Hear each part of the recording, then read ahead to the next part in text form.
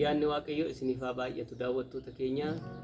Ani fi mucaan koo Aggaariin faarfannaa bara kan fiddu kan dabarsitu alfaa omeegaadhaati kan jiraattu jedhu isinii qabannee dhiyaanneerra. Faarfannaa kana kanan bara 1986 umurii waggaa 15tiin faarfadheedha. Irra deebinee har'a isinii dhiyeessinaan wajjii waaqayyo waaqeffadhaa isiniin jenna. Bara kan fiddu kan dabarsitu alfaa omeegaadha ati kan jiraattu hiyyeessaaf rakkataatti kan michoomtu injiru gooftaa koo kan si fakkaatu injiru Yesuus koo kan si qixxaatu.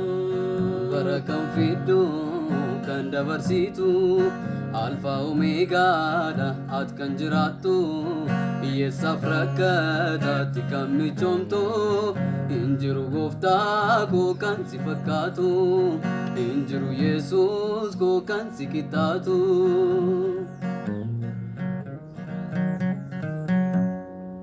To'annoo kee jala hundumtu fiigeessi harkaan bawwamtu bara fiddaa bara jijjiirtaa ati garuu mootee jiraatta. Bara kan fiddu kan dabarsitu alfaa omeegaadha ati kan jiraattu hiyyeessaaf rakkataatti kan michoomtu injiru gooftaa koo kan si fakkaatu injiru Yesuus koo kan si qixxaatu.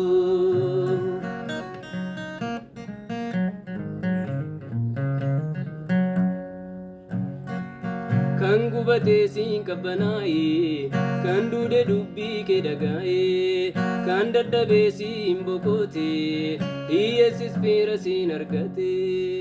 Bara kan fiddu kan dabarsitu alfaa omeegaadha ati kan jiraattu hiyyeessaaf rakkataatti kan michoomtu injiru gooftaa koo kan si fakkaatu injiru Yesuus koo kan si qixxaatu.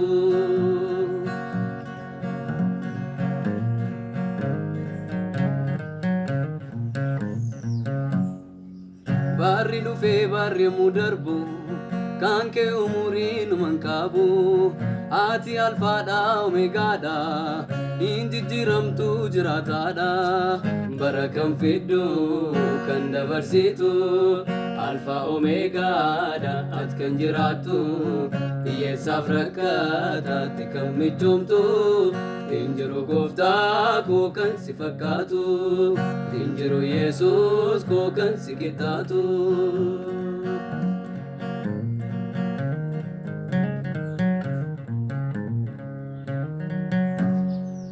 Durii ammarratti boris amma bara baraatti ati sanumaan geeddaramtu yaa waaqayyo siif haa galatu. Bara kan fiddu kan dabarsitu alfaa omeegaadha ati kan jiraattu hiyyeessaaf rakkataatti kan michoomtu injiru gooftaa koo kan si fakkaatu injiru Yesuus koo kan si qixxaatu. Bara kan fiddu kan dabarsitu alfaa omeegaadha ati kan jiraattu hiyyeessaaf rakkataatti kan michoomtu injiru gooftaa koo kan si fakkaatu injiru Yesuus koo kan si qixxaatu.